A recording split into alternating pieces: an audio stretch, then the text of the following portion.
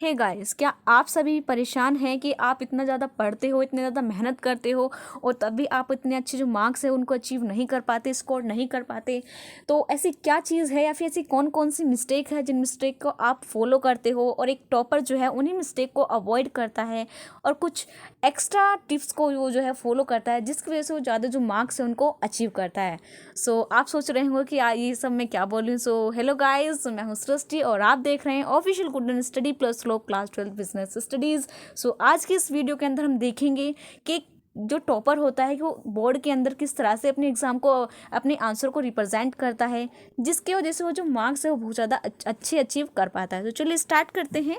तो स्टार्ट करने से पहले अगर आप मेरे चैनल पर नए हैं तो आपको क्या करना है, तो चैनल को सब्सक्राइब करना है, देन बेल आइकन को प्रेस करना है, वीडियो को लाइक, देन इसको शेयर करना है। तो चलिए स्टार्ट करते हैं आज की इस वीडियो को। तो इसको स्टार्ट करने से पहले, यानी कि आंसर सीट को, जो एक टॉपर की आंसर सीट को डिस्कस करने से पहले एक छोटी सी स्टोरी को मैं आपके साथ शेयर करना चाहती हूँ। ठीक है, तो यहाँ पे दो फ्रेंड है, एक का नाम है मोनू, देन एक का नाम है सोनू। ये दोनों ही जो बंदे हैं आपस में एकदम यानी कि क्लोज फ्रेंड है, बेस्ट फ्रेंड है। ठीक है, और ये दोनों ही पढ़ने में बहुत ज़्यादा अच्छे हैं और हमेशा से ही ये दोनों अपनी क्लास में यानी अपने स्कूल में हमेशा से ही टॉपर रहे हैं, नर्सरी टू 12th। ठीक है, तो ये दोनों ही जो बच्चे हैं आपस में दोनों बहुत ज़्यादा बेस्ट फ्रेंड है, हमेशा से ही टॉपर रहे हैं। लेकिन जब ये अपने बोर्ड एग्जाम के अंदर बैठते हैं, यानी कि जो अपने क्लास 12th के बोर्ड के एग्ज़ाम देते हैं, जो सोनू होता है ना वो तो फुल अचीव करता है, यानी कि वो 100 में से 100 मार्क्स को गेन करता है। लेकिन जो हमारा सोनू है वो कहीं ना कहीं पीछे रह जाता है, जिसकी वजह से सोनू है वो पूरे डिस्ट्रिक्ट को टॉप करता है। बट जो मोनू है, यानी कि जो सोनू है, वो ऐसा नहीं कर पाता। ठीक है, तो जो सोनू है वो मोनू से पूछता है कि यार ऐसा तूने क्या किया कि तू, हम दोनों हमेशा आज तक साथ पढ़े, हमेशा दोनों ने हमने टॉप किया, लेकिन ऐसा क्या किया तूने कि जो सिर्फ तू ही टॉप कर पाया पूरे कॉलेज को, देन सॉरी पूरे स्कूल को, एंड देन पूरे डिस्ट्रिक्ट को, ऐसी क्या चीज़ है। तो जो मोनू है वो सोनू को बताता है कि यार देख, हम दोनों आपस में पढ़ना है, हम दोनों अच्छे दोस्त हैं और हम दोनों पढ़ते भी अच्छा हैं और आज तक हम दोनों ने साथ मिलके ही क्या क्या है, स्कूल को टॉप किया है। लेकिन कुछ ऐसी चीज़ें थी जो मैंने एक्स्ट्रा चीज़ या फिर एक्स्ट्रा टिप्स को फॉलो किया, जिसकी वजह से मैं पूरे डिस्ट्रिक्ट का टॉपर बन पाया। ठीक है, तो वो टिप्स क्या थी, तो आज इस वीडियो के अंदर हम डिस्कस करेंगे। ठीक है, तो हमारा जो मोनू है, यानी कि हमारा जो मोनू है वो सोनू को बता रहा है कि तुम्हें किन किन, जब अपने आंसर को तुम रिप्रेजेंट कर रहे हो, यानी कि जब तुम अपने बोर्ड एग्जाम के अंदर अपने आंसर को लिख रहे हो, तो आपको किन किन चीज़ को अवॉइड करना चाहिए और क्या क्या चीज़, यानी किस किस टिप्स को आपको फॉलो करना चाहिए। देखो, पर्सनली आपको जो एग्जामिनर है, ठीक है, जो एग्जामिनर आपकी कॉपी चेक करा है वो पर्सनली आपको नहीं जानता है। ठीक है, उसको नहीं पता भाई आप क्लास में कैसा पढ़ते हो, आप अच्छे बच्चे हो पढ़ने में या फिर आप एवरेज हो या फिर पुअर एवरेज हो, तो ऐसा कुछ नहीं है। ठीक है, उसको आपके बारे में कुछ नहीं पता, कुछ आइडिया नहीं है। वो आपको जज करेगा, जो एग्जामिनर है वो आपको जज करेगा, लेकिन जज किस बेसिस पे करेगा, आपकी कॉपी को देखकर। ठीक है, आपकी आंसर कॉपी को देखकर आपने किस तरह से अपने आंसर को प्रेजेंट किया है, क्योंकि जिस तरीके से आपने अपने आंसर को प्रेजेंट किया है ना, उसी हिसाब से उसको आइडिया हो जाता है कि जो स्टूडेंट है वो पढ़ने में कैसा है और उसको, यानी कि उससे सब्जेक्ट से रिलेटेड उसको नॉलेज है भी या नहीं है। ठीक है, तो इसीलिए आपको कोई भी एग्जामिनर पर्सनली नहीं जानता होगा, नहीं जानता है, वो आपको जज करेगा और किसके बेसिस पे करेगा, आपकी आंसर सीट के बेसिस पे करेगा कि आपने अपने आंसर को किस तरह से रिप्रेजेंट किया है और कितनी अच्छी तरीके से आपने कीवर्ड्स का यूज़ किया है। क्योंकि आप ही को पता है कि जो बिजनेस स्टडीज़ के अंदर जो की पॉइंट्स होते हैं वो बहुत ज़्यादा मेन रोल प्ले करते हैं। ठीक है, क्योंकि जो बिजनेस स्टडीज़ है मेनली किसके ऊपर वर्क करती है, हमारे कीवर्ड्स के ऊपर वर्क करती है। ठीक है, वही क्या होते हैं इसके अंदर मेन होते हैं। तो चलिए देखते हैं और हम अंडरस्टैंड करते हैं, एनालाइज करते हैं, डिस्कस करते हैं कि एक टॉपर है वो किस तरीके से अपने आंसर को रिप्रेजेंट करता है और क्या क्या मिस्टेक हैं जिनको हम यानी कि हम हमेशा फॉलो ही करते हैं, लेकिन जो एक टॉपर होता है वो हमेशा उनको क्या करता है, अवॉइड करता है। ठीक है, तो चलिए देखते हैं। जी हाँ, तो यहाँ से चलते हैं, यहाँ पे देखते हैं कि जो टॉपर है किस तरह से अपने आंसर को रिप्रेजेंट करता है और किस तरह से लिखता है। ठीक है, तो यहाँ पे एक बच्चे की जो कॉपी है और जो स्टूडेंट्स की जो कॉपी है, ये हमारे 2017 का एक टॉपर रहा है, तो ये उसकी आंसर सीट है। ठीक है, तो ये बिजनेस स्टडीज़ की आंसर सीट है। तो देखो, सबसे पहले उस बच्चे ने क्या किया है, सुपरविजन का क्या है, डिफाइन किया है। ठीक है, और मेनली जब हम अपने आंसर को रिप्रेजेंट करते हैं ना, तो एक मिस्टेक हम हमेशा करते हैं, क्या करते हैं, हम डायरेक्ट ना आंसर लिखना लिखना स्टार्ट कर देते हैं, ठीक है, हम उसके बारे में कोई हेडिंग वगैरह नहीं डालते, जैसे कि बोल दे कि डिफाइन सुपरविजन, कि आपको क्या करना है, सुपरविजन को डिफाइन करना है। तो देखो इस बच्चे ने कितनी अच्छी ट्रिप यानी कितनी अच्छी चीज़ को फॉलो किया है, उसने पहले ही दिखा दिया है कि वो किस चीज़ के बारे में बता रहा है, वो सुपरविजन के बारे में बता रहा है, ठीक है। तो उसने सुपरविजन लिख के उसके नीचे अंडरलाइन कर दिया, देन फिर उसके बाद अपने आंसर को क्या किया, उसने डिफाइन किया है। तो आप इसको ही फॉलो कर सकते हो, या फिर आप जो सुपरविजन यानी कि जो है मेन हेडिंग है, आप उसको बीच में लिख के देन नीचे से क्या कर सकते हो, यानी कि यहाँ पे आपने क्या लिख दिया, अपनी हेडिंग लिख दी, देन नीचे से क्या कर दिया, अपने आंसर को डिफाइन कर दिया। तो एक ये भी बेस्ट तरीका है अपने आंसर को रिप्रेजेंट करने का, ठीक है। देन फिर सेकंड बात आती है, यानी कि जो क्वेश्चन नंबर सेकंड है उसके अंदर क्या क्या है, उसने डिफरेंसेस को शो किया है फॉर्मल ऑर्गेनाइजेशन के बीच में एंड इनफॉर्मल ऑर्गेनाइजेशन के बीच में, ठीक है। तो हम क्या करते हैं, या तो आंसर क्या करते हैं ना, बिना यानी कि सिंपली ऐसे ही लिखना स्टार्ट कर देते हैं, यानी कि जैसे हमने यहाँ पे कर दिया फॉर्मल ऑर्गेनाइजेशन, देन यहाँ पे क्या कर दिया इनफॉर्मल ऑर्गेनाइजेशन, तो हमने ऐसे ही सिंपली लिख देते हैं। लेकिन आपको ये जो चीज़ है इसको फॉलो नहीं करना, आपको इसको अवॉइड करना है। आप जब भी अपने यानी कि क्या कर रहे हो, आप जब भी डिफरेंसेस को शो कर रहे हो तो कोशिश करो कि उसके अंदर एक टेबुलर फॉर्म के अंदर, ठीक है, प्रॉपर एक टेबुलर फॉर्म के अंदर क्या करो, आप अपने आंसर को, आप अपने डिफरेंस को शो करो, ठीक है। उसके अंदर 3 कॉलम बनाओ, एक बेसिस की, ठीक है, क्या करनी है, 1 मिनट, एक बेसिस की बनाओ, देन उसके बीच जिस चीज़ के बीच में आप डिफरेंस बना कर रहे हो उन दोनों की। अब मेनली स्टूडेंट्स क्या करते क्या हैं, जो मेजर स्टूडेंट्स हैं ना, वो हमेशा एक गलती करते हैं कि वो ना बेसिस तो लिखते ही नहीं, वो कभी भी बेसिस को लिखते ही नहीं और डायरेक्ट अपने आंसर के बीच में ना क्या कर देते हैं, डिफरेंस को शो कर देते हैं। तो आपको ऐसा नहीं करना है, आपको प्रॉपर एक बेसिस का भी कॉलम बनाना है जिसके अंदर आपको दिखाना है कि आप किस बेसिस पे फॉर्मल ऑर्गेनाइजेशन के बीच में और अनफॉर्मल ऑर्गेनाइजेशन के बीच में डिफरेंस बता रहे हो, ठीक है। तो ये चीज़ को भी आपको हमेशा ध्यान रखना है। देन क्वेश्चन नंबर 3 की बात करें तो इस स्टूडेंट ने क्या किया है, वो क्या कर रहा है, एप्टीट्यूड टेस्ट के बारे में बता रहा है, लेकिन उसके जो की पॉइंट्स या फिर जो मेन बातें हैं ना, उस स्टूडेंट ने उन चीज़ों को अंडरलाइन किया है। और जबकि हम ऐसा कभी इस चीज़ को फॉलो करते ही नहीं, अगर हमने हमेशा यानी कि अगर ब्लू पेन से लिखना स्टार्ट कर दिया ना, तो हमेशा एंड तक हम उसी पेन से लिखते रहेंगे, ठीक है। कोई चेंज जो पेन है वो हम चेंज नहीं करेंगे, या उस किसी भी चीज़ को अंडरलाइन नहीं करेंगे, किसी भी चीज़ को हाईलाइट नहीं करेंगे। इसकी वजह से जो हमारे जो मार्क्स है ना वो बहुत ज़्यादा कम आते हैं, ठीक है, जिसकी वजह से हम स्कोर जितना हमें करना चाहिए तो उतना स्कोर हम नहीं कर पाते। तो आपको ऐसा नहीं करना है। जब आप अपने आंसर को लिख रहे हो ना, तो कोशिश करो कि उसके अंदर जो मेन पॉइंट है ना उनको अंडरलाइन करो। अंडरलाइन करने के लिए तो आप ब्लैक पेन का यूज़ कर सकते हो या पेंसिल का भी यूज़ आप कर सकते हो, ठीक है। देन थर्ड पॉइंट पे चलें तो थर्ड के अंदर भी इसने ऐसे ही किया है, यानी कि आप देख रहे होंगे इस बच्चे ने कितनी अच्छे से अपने आंसर को रिप्रेजेंट किया है और कितना खुला खुला, यानी कि इतना भी खुला नहीं लिखा, यानी कि मीडियम है, ठीक है, अच्छा यानी कि एवरेज है। और देखो इसने अपने आंसर को इतने अच्छे से रिप्रेजेंट किया है कि अगर आप पढ़ने की कोशिश करोगे तो आपको अच्छे से समझ में आ जाएगा। तो कम से कम ऐसा, मैं ऐसा नहीं बोल रही कि आपको वहाँ पे बैठ के सिर्फ मोती झाड़ने, यानी कि पूरे 3 घंटे में एक वर्ड को ऐसा लिखना है कि जो देखने वाला है वो चौंकते, ऐसा नहीं करना। उसके अंदर आपको जो टाइम है ना, सिर्फ मोती नहीं झाड़ने आपको बैठ के, ठीक है गाइज। तो वहाँ पे बैठ के अपने आंसर को इस तरह से रिप्रेजेंट करना है। राइटिंग जरूरी नहीं कि राइटिंग आपकी ज़्यादा सुंदर हो तभी आपको मार्क्स लेने, नहीं, राइटिंग आपकी कम से कम अंडरस्टैंडेबल तो होनी ही चाहिए, ताकि जो एग्जामिनर है वो इजीली आपके क्वेश्चन को, आपकी राइटिंग को देखकर पढ़ पाए, समझ पाए कि आप क्या कहने की कोशिश कर रहे हो, आप क्या दिखाने की कोशिश कर रहे हो, ठीक है।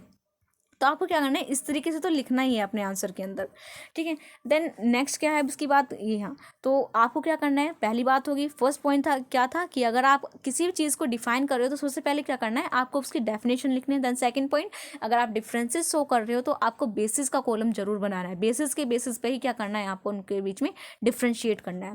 देन थर्ड क्या थी हमारी टिप्स की, सब जो मेन पॉइंट्स हैं उनको क्या करना है, आपको अंडरलाइन करना है, ठीक है। देन अब एक जो यहाँ पे बिग मिस्टेक, क्या सबसे बड़ी मिस्टेक स्टूडेंट्स क्या करते हैं ना, जैसे कि वो ना यानी किसी भी ग्राफ का या किसी फ्लो चार्ट का ना यूज़ नहीं करते, जिसकी वजह से ना वो बहुत कम स्कोर कर पाते हैं और वो ऐसे ही सिंपली लिखते जाते हैं, जिसके अंदर ना बहुत ज़्यादा टाइम कंज्यूमिंग होता है, ठीक है।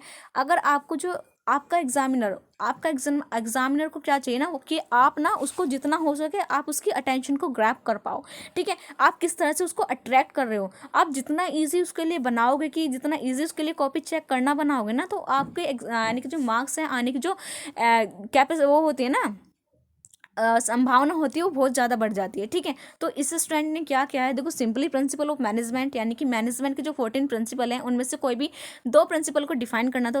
तो इस बच्चे ने तो कितनी अच्छी चीज़ को फॉलो किया है, उसने सबसे पहले एकदम प्यारा सा डायग्राम बनाया है जिसके अंदर उसने शो किया है कि प्रिंसिपल ऑफ मैनेजमेंट के बीच उसने कोई भी 2 प्रिंसिपल को क्या किया है उसके बारे में बताया। ठीक है, जिसने पहला लिया है वो है हमारा unity of direction, and second क्या है हमारा ऑर्डर। उसके बाद क्या है, इन दोनों ही प्रिंसिपल को एक एक करके डिफाइन किया है। देन उसके बाद उसने क्या दिया, एक एग्जाम्पल भी दिया है। ठीक है, तो इस चीज़ को आप फॉलो करना है। जरूरी नहीं है कि आप इसी तरह का जो डायग्राम या फिर चार्ट बनाएं, बहुत सारी अलग अलग डिफरेंट टाइप के होते हैं, आप उन्हें भी बना सकते हो। जैसे कि इस तरह से बना के ऊपर लिख दिया आपने प्रिंसिपल ऑफ मैनेजमेंट, नीचे जाके आपने कोई भी यानी कि अच्छा सा वो बना दिया नीचे जाके, या फिर आपने इस तरह का कोई बॉक्स बना दिया उसके अंदर आपने वो लिख दिए क्या प्रिंसिपल्स लिख दिए।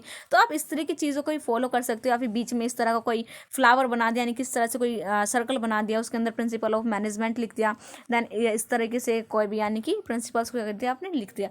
तो यही सब चीज़ क्या होती है ना, ये सब चीज़ जो डायग्राम होते हैं डिफरेंट डिफरेंट तरह के, ये सब चीज़ ना हेल्प करती हैं कि वो जो आप जिस चीज़ के बारे में लिख रहे हो, ठीक है, जो एग्जामिनर आपकी कॉपी चेक करेगा उसको ईजिली पता चल जाएगा कि भाई आप किस चीज़ के बारे में बता रहे हो। ठीक है, तो वो मेनली क्या करेगा ना, उन पॉइंट्स के ऊपर ही ध्यान देगा और ज़्यादा जो थ्योरेटिकल सब्जेक्ट जो थ्योरी आपने लिखी है ना उसके ऊपर इतना ध्यान नहीं देगा। ठीक है, इसके अंदर देखो इसने फीचर ऑफ प्लानिंग के फीचर्स बताए हैं, उसके लिए भी इसने एक डायग्राम का यूज़ किया है। तो कितनी अच्छी तरीके से इसने अपने आंसर को रिप्रेजेंट किया है।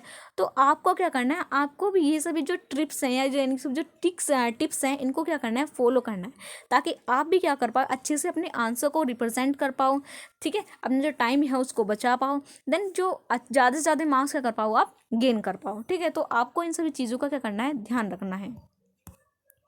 देन यहाँ पे देखिए इस बच्चे ने क्या करा है, बॉस और वर्कर्स के बीच में क्या है, इसने एक डायग्राम बनाया है, यानी कितनी अच्छी तरीके से रिप्रेजेंट किया है।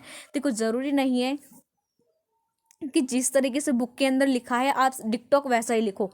इस दुनिया में ऐसा कोई भी स्टूडेंट नहीं है कि 100% वही लिख के आए जो यानी कि जैसा जैसा जिस लैंग्वेज के अंदर जिस लैंग्वेज में बुक में लिखा है। तो सभी स्टूडेंट्स क्या करते हैं ना, अपने तरीके से आंसर को रिप्रेजेंट करते हैं। ठीक है, अपनी नॉलेज के बेसिस पे जो जो उन्होंने पढ़ा है, तो कुछ एक दो पॉइंट्स होते हैं जो अपने पास से भी लिख देते हैं। लेकिन जो आप पॉइंट्स लिख रहे हो, ऐसा नहीं है कि भाई आपसे तो पूछ रहा है मोटिवेशन के बारे में और आप उसके अंदर आप डाल रहे हो यानी कि सेंट्रलाइजेशन के बारे में डाल रहे हो, तो ऐसा नहीं करना। दोनों ही टॉपिक आपस में अलग है। अगर आप खुद से ही बना के लिख रहे हो ना, तो कोशिश करो कि जिस टॉपिक की बात हो रही है, जिस क्वेश्चन में जिस चीज़ के बारे में पूछा है, आप उसी से रिलेटेड क्या करो, अपने आंसर को लिखो। ठीक है, ये हो गया।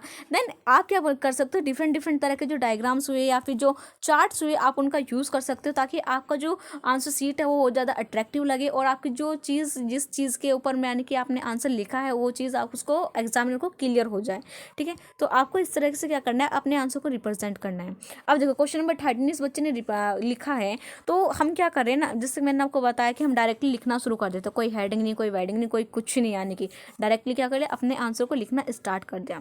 तो आपको ऐसा नहीं करना है। ठीक है, जिस चीज़ के बारे में आप लिख रहे हो, जिस चीज़ के बारे में क्वेश्चन के अंदर पूछा गया है, मेनली कम से कम उस चीज़ की तो आपको क्या करनी है, हेडिंग डालनी है, ताकि आपके एग्जामिनर को क्या हो जाए, क्लियर हो जाए कि बच्चा जो है किस चीज़ के बारे में बात कर रहा है या किस चीज़ को डिफाइन कर रहा है। ठीक है, तो इस बच्चे ने यहाँ पे क्या है, ह्यूमन एलिमेंट बताएं किसके, हमारे सोसाइटी मार्केटिंग कॉर्पोरेशन के। तो उसने कॉन्सेप्ट के, ठीक है, इस चीज़ को बताया और उसके बीच में क्या करा है, उसने जो मेन चीज़ है या फिर मेन कीवर्ड्स हैं उनको क्या करा, उसने हाईलाइट किया है। जो हाईलाइट है ना वो बहुत ज़्यादा मेन रोल प्ले करता है। जो हमारा जो एग्जामिनर होता है ना, फिर उन्हीं हाईलाइट चीज़ को देखता है जो आपने शो करने की कोशिश की है। ठीक है, अब जो हाईलाइट का जो पॉइंट है, आपको ये भी बात में ध्यान रखने की कोशिश याद रखना है कि अगर आपको वो चीज़ अच्छे से आती है और आप जो चीज़ लिख रहे हो आपको पता है कि वो 100% सही है, तभी क्या करना है, आपको उस चीज़ को अंडरलाइन करना है। ऐसा नहीं है कि भाई आपको उस टॉपिक के बारे में या फिर उस चीज़ के बारे में प्रॉपर नॉलेज नहीं है, लेकिन तब भी आपने लिख दिया और लिखने के बाद तब भी आपने क्या कर दिया, उसके अंदर हाईलाइट कर दिया। तो ऐसा नहीं है, किसी भी गलत चीज़ को आपको हाईलाइट नहीं करना है। अगर आप श्योर हो, अगर आपको पता है कि हाँ इस चीज़ के अंदर ये कीवर्ड्स हैं जिनकी वजह से मुझे नंबर मिल सकते हैं और मेनली ये इसी के अंदर यूज़ होते हैं, तभी क्या करना है, आपको अपने आंसर के अंदर हाईलाइट का यूज़ करना है। ठीक है, और हाईलाइट किस चीज़ से करना है, या तो आप ब्लैक पेन से कर सकते हो या पेंसिल का भी यूज़ कर सकते हो। ठीक है, देन नेक्स्ट चलते हैं। यहाँ पे देखो, अब क्या करते हैं ना, हम ना कभी भी पॉइंट में नहीं लिखते हैं। ये मैंने बहुत ज़्यादा बच्चों की कॉपी के अंदर देखा है, और ये चीज़ ना हमेशा, ये गलती मैंने भी की है अपने बोर्ड के अंदर, ये गलती मैंने भी की है। मैंने कभी भी पॉइंट्स का यूज़ नहीं किया, लेकिन अब मैं ग्रेजुएशन में आ गई हूँ, तो मैं अब जो ये चीज़ यानी कि जो पॉइंट्स हैं इनका यूज़ करने लगी हूँ, क्योंकि मुझे पता चला है कि जब आंसर हमारा बड़ा होता है ना, ठीक है, तो हम इतना ज़्यादा नहीं लिख पाते। तो जो एक पॉइंट्स होते हैं ना, बहुत ज़्यादा इंपॉर्टेंट रोल प्ले करते हैं कि इनकी जो पॉइंट्स हैं इनकी वजह से क्या होता है। देखो, इस बच्चे ने क्या किया है, अपने आंसर को पॉइंट्स के अंदर शो करा है, ठीक है। तो देखो, पॉइंट्स की वजह से इसका जो आंसर है कितना अच्छा लग रहा है, कितना रिप्रेजेंटेटिव लग रहा है, ठीक है। तो जो हमारा एग्जामिनर है ना, वो हर चीज़ को, हर पॉइंट्स को इजीली अंडरस्टैंड कर पाएगा। और एक हमने ऊपर से लिखना शुरू करा, लास्ट एंड तक लिखते रहे लिखते रहे लिखते रहे लिखते रहे, तो जो मेन चीज़ होगी ना, हमारा एग्जामिनर उन चीज़ को क्या पता पढ़ ही ना पाए। तो इसलिए अपने आंसर को क्या करना है, यानी कि अगर आपको कम समय में ज़्यादा स्कोर करना है, क्योंकि इतना टाइम नहीं होता कि आप हर चीज़ को इतना डिटेल में लिख पाओ, तो आप जो पॉइंट्स का जो है वो सहारा ले सकते हो। आप पॉइंट्स की हेल्प से अपने आंसर को कम समय में और जल्दी से कंप्लीट कर सकते हो, ठीक है।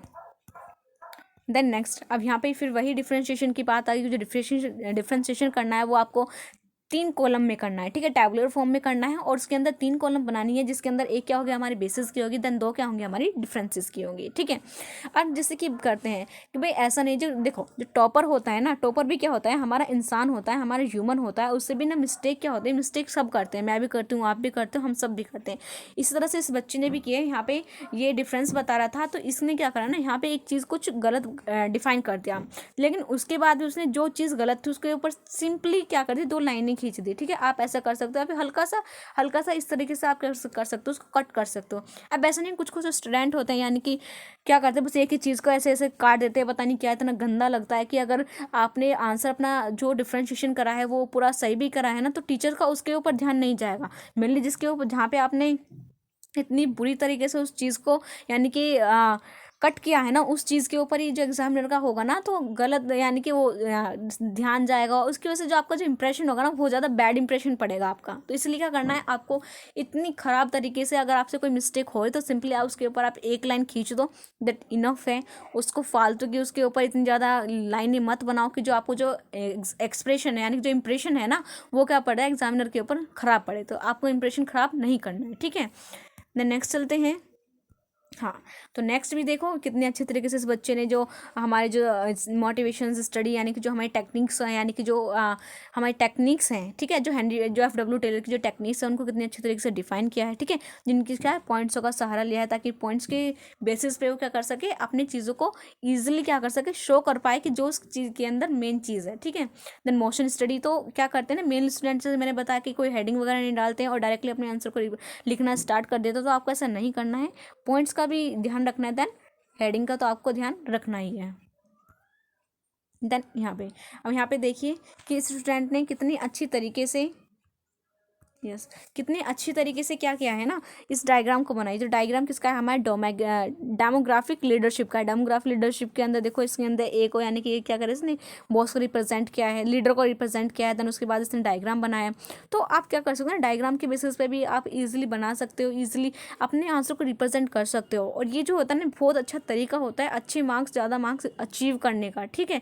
तो आपको हमेशा क्या करने की कोशिश करो कि ज़्यादा से ज़्यादा डायग्राम का यूज़ करो, फ्लो चार्ट बनाओ, ठीक है। फिर उसके बाद क्या करो, अपने आंसर को डिफाइन करो। तो ये सब चीज़ क्या होते हैं ना, आपके आंसर शीट को देख के जो एग्जामिनर होता है ना, वो ना इम्प्रेस हो जाता है कि भाई हाँ, बच्चे के अंदर कुछ तो बात है, बच्चा पढ़ कर आया है। तो एग्जामिनर को भी ना फिर सोचना पड़ता है कि मैं इस बच्चे के कहाँ पर मार्क्स काटूं। लेकिन अगर आप डायरेक्टली ऐसे ही कर रहे हो, कोई फ्लो चार्ट नहीं बना रहे हो, कोई डायग्राम नहीं बना रहे हो, किसी हेडिंग का यूज़ नहीं कर रहे हो, या फिर ब्लैक पेन या फिर पेंसिल का यूज़ नहीं कर रहे हो अंडरलाइन करने में, तो टीचर को लगता है कि बस ये बच्चा तो ऐसे है, जिसकी वजह से आपके जो मार्क्स कटने की जो पॉसिबिलिटी होती है ना, वो बहुत ज़्यादा बढ़ जाती है, ठीक है। तो आपको ऐसा नहीं करना है।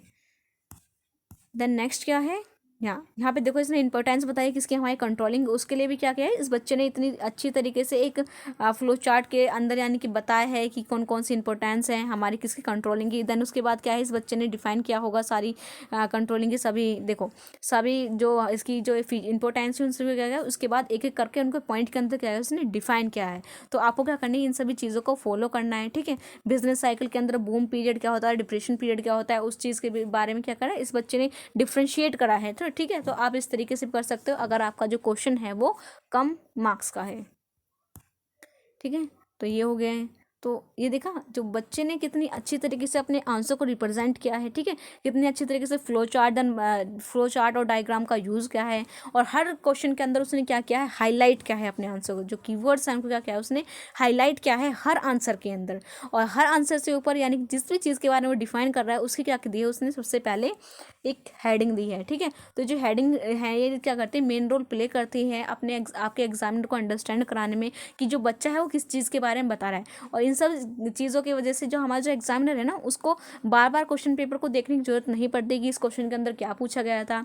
तो ये सब चीज़ें जो है मैं आपको क्यों बता रही हूँ कि आप एग्जामिनर के लिए जितना ईजी करोगे कॉपी चेक करना, आपके जो मार्क्स है वो उतने ही ज़्यादा आएंगे, ठीक है। तो कोशिश करना कि जितनी भी चीज़ें मैंने आपको इस वीडियो के अंदर बताई हैं, डिफ़ाइन की हैं, प्लीज़ उन सभी चीज़ों को, उन सभी टिप्स को फॉलो करना, ठीक है, जब अपने आंसर को राइट डाउन कर रहे हो, ठीक है। तो एक बात क्या होती है, देन एक क्या हो गई मेन बात, क्या आप जब सेक्शन को अटैम्प्ट करते हो, जब अपने सेक्शन यानी कि क्वेश्चन पेपर को अटैम्प्ट करते हो, तो कुछ बच्चे ना तो ऑर्डर के अंदर अटैम्प्ट नहीं करते, या तो आपको यानी कि ए बी फिर सी, या तो आप इस तरीके से अटैम्प्ट करो, या फिर CBA, यानी कि या तो आप इस तरह से अटैम्प्ट करो। ऐसा नहीं कि आपने कोई यानी कि बी सेक्शन पहले कर दिया, उसके बाद आपने ए कर दिया, देन लास्ट में आपने क्या कर दिया, सी कर दिया। तो ये जो ऑर्डर होता है ना गलत होता है, ठीक है, कन्फ्यूजिंग होता है। इसकी वजह से हमारा जो एग्जामिनर रहता है वो कन्फ्यूज हो जाता है, और जिसकी वजह से उसको दिक्कत आती है। अगर उसको दिक्कत आ रही है इसमें, फिर आपको भी दिक्कत आने वाली है, ठीक है। तो आपको इस चीज़ें, ये सारी जो चीज़ें हैं इनको अवॉइड करना है।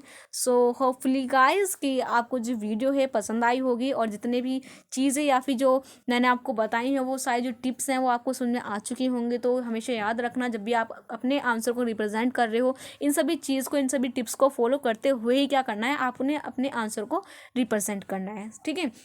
सो उम्मीद है कि आपकी जो तैयारी है वो पूरे ज़ोर शोर से चल रही होगी, और अगर आपने अभी भी पढ़ना स्टार्ट नहीं किया है तो प्लीज़ पढ़ना स्टार्ट कर दीजिए, क्योंकि आपके पास अब इतना टाइम नहीं है, आपके एग्ज़ाम आने वाले हैं। तो कोशिश करो कि अभी से ही प्रिपेयर होके चलो, ठीक है। जो सोशल मीडिया है उसको अवॉइड करके चलो, इतना जो एक्सेस यूज़ है, ठीक है, जो सोशल मीडिया का एक्सेस यूज़ है उसको क्या कर दो, अभी बंद कर दो, ठीक है, ठीक है। सो और अगर मेरे लिए कोई भी आपके मन में कोई भी सजेशन है, या फिर कोई भी अगर आप मुझे कुछ टिप्स वगैरह देना चाहते हो कि जिससे मैं अपने जो क्वालिटी ऑफ कंटेंट को क्या कर पाऊँ, इम्प्रूव कर पाऊँ, या फिर अपने कंटेंट में अपनी वीडियोस में कुछ इम्प्रूव कर पाऊँ, तो प्लीज़ वो जो आपका सजेशन है मुझे कमेंट सेक्शन के अंदर ज़रूर बताएं, ताकि मुझे ही पता चले कि मेरे अंदर क्या कमी है और किस चीज़ को मुझे इम्प्रूव करने की ज़रूरत है, ठीक है। सो होपफुली गाइस कि आपको जो वीडियो है पसंद आई होगी। तो thank you very much everyone for watching this video. If you new on my channel, so don't forget to like, comment and subscribe my channel.